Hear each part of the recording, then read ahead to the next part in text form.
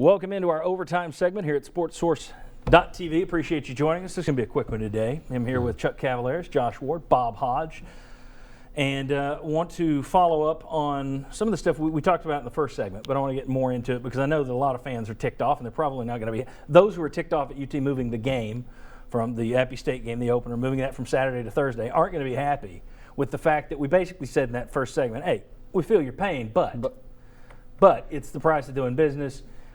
Right. Here's the thing: is there anything to assuage their anger, or this time we have a little more time to say it? Is there anything we didn't get to in that first segment? I don't see any assuasion out there that's possible. I mean, once again, I talked about during the show that this is a direct inconvenience and going to make my life a little bit harder. But you have to understand how come Tennessee did it. And I mean, that's the thing. I don't want to go to the game that late. I don't want to stay that late. I don't want to get up that early the next morning.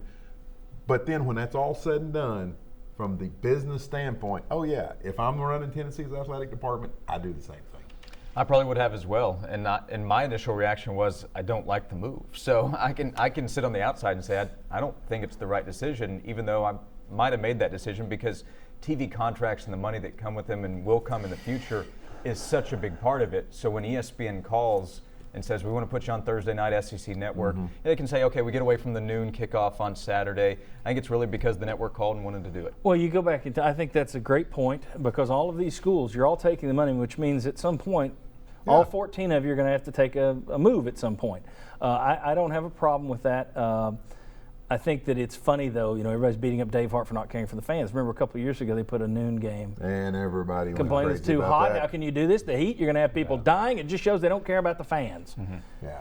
The bottom line, at this point, there's nothing you can do that will make people like Dave Hart. It's just this is just the next thing. Whatever he does will be unpopular. Well, are we to that part with him? I think we are, aren't we? Yeah, I think it is. I mean, you're going to have that, going to be critical or find something. And I understand what Josh is saying, too. Maybe it would make the fans happy. We said, okay, we're going to bring back Boomsday and have it on Saturday night. No, that's not going to work. There'll just be a lot of football flu going around on Friday morning. Right, you can find a poll right now. Do you like this, the Thursday night game? And it's some kind split. Of 50, what do you think? 55-45 split. 70-30 maybe. And if they had a Saturday noon kickoff, online. And you said, hey, do you like the Saturday kickoff at noon? You would have a lot of people unhappy with that. It's just like right now, money is the godfather of the sport. Yep. And sometimes, I may ask a favor of you someday. And this is the favor that you get. And I just think that it's a normal part of doing business. Once again, as a fan, don't like it. So they make Dave Once Hart, again, as a fan, understand why you're doing it. So they made Dave Hart an offer he could not refuse. Exactly. Well, yeah. Didn't want Smokey's head in his bed. Okay, moving right along. Sorry for your children crying tonight. Any parents watch, hopefully they're not watching our overtime segment with their kids. Yeah. I think it also shows, and we've talked about this, we got into it a couple of weeks ago with it's just this thing, it's about the Neyland Stadium. Are you going to squeeze the size of it? And there were people saying, no, you can never drop below this random number. Yeah. Can't get below 100,000. Why? Cause. Okay, well, they're going to. The bottom line, I think, because the people who are filling out the forms, they're the ones that buy season tickets. And they're probably going to say, you know what, I either get more room, more amenities, or we keep it jam-packed for 100,000. I'm going to take the more amenities. Yeah. So it's just the price of doing business, and I think you're seeing more and more of that. So you could say that the everyday average fan is no longer number one priority. No. But I wonder if it is has the average fan ever felt like they were the number one priority? Well, not for a long time. I wonder ever though. I just wonder if you went back to 1939, would people be saying, "Man, these wooden bleachers suck." Back then. It's cold. Why are we playing a day game? Maybe back then. I think back in the 50s and 60s, you had a lot more of everybody was treated the same. Ticket prices were relative with each other. As long as you were a white man, yes. Well, there you go. And that's they needed a good point. And John, I've also kind of thought, when you think about all of the hype that's around this Tennessee football season, the program, and some of it Tennessee's putting out there. You've been given the chance to be one of the few as opposed to being one of the many on Saturday. Right. And with all of the hype, you're going to go for the chance to be one of the few. It does suck. I mean, again, I'm a guy who travels to. My teams are not around here. My pro teams that I follow are not around here. I got to get in a plane. I got to get on a plane, and that means you're booking all the. I get those people. Somebody tweeted me yesterday from Arizona, who said, "Please talk about this." And I said, we will. And I didn't put in there, but you're probably not going to like the answer. I get the pain of it, but Hey, it's just, at least it came out in the middle of May and not in August. Yes, At yeah. least you have to me, that if you can make some changes, okay. If you can't make them, you can't go to the game.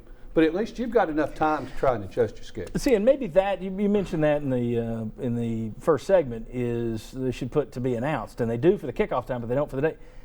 They might want to put an asterisk there from now on that says, Yeah. you know, these dates are not locked until June 1st. Right. And So, until yeah. the SEC office and ESPN, once we hit June, I can't change it. But until then, and that way your fans at least know I'm going to wait to book my flight or my hotel room and make my work request for vacation. I'm going to wait till June 1st and know that this is locked Well, in. you know, and another little bit of a mitigating factor.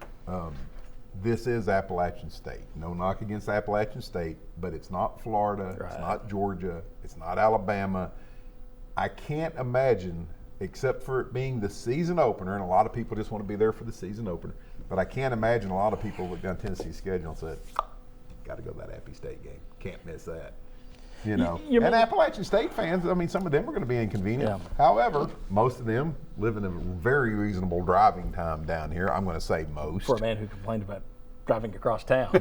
Well, that's across That's me. town. Yeah, I'm with you. That's different. Well, across the other thing is- town. yeah, That's me. I would be even more mean. I would be even more mean. That is, who cares about Appy State's fans? Dave Hart sure isn't worried about those polls. Yeah. So sorry about your tough ride back to Boone. But have a nice trip. Be careful. All right, guys, I appreciate it. I do. Like I said, I think we all see the problem, but I yes. think we all know that this sport is now driven, as Josh says, by the millions of dollars generated by TV. That may not be the case forever. So that's when this could come back. You know, the TV spending that's out there that was going nuts for the last 10 years is starting to dry up. ESPN's laying people off left and right. If this thing changes and suddenly TV dollars aren't the huge pull, then all these schools and conferences who made these moves, they may regret losing some of the average fans. NASCAR, for example, went away from their average guys, and now they'd kill to have some of those little guys Exactly. back. Exactly. So that's where this may come back if television isn't the end-all, be-all, say, 10 years from now, that it has been for the past 10. Anyway, we see the issue, but we also understand why UT made the move, and I think that it's one of the wisest decisions I think UT can make would be from now on, no schedule are locked until June 1st. After that, you can't touch them. And that way you can plan your schedules.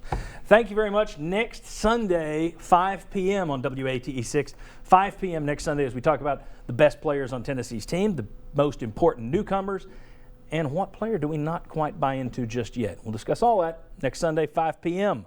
Sports Source, Channel 6. See you then.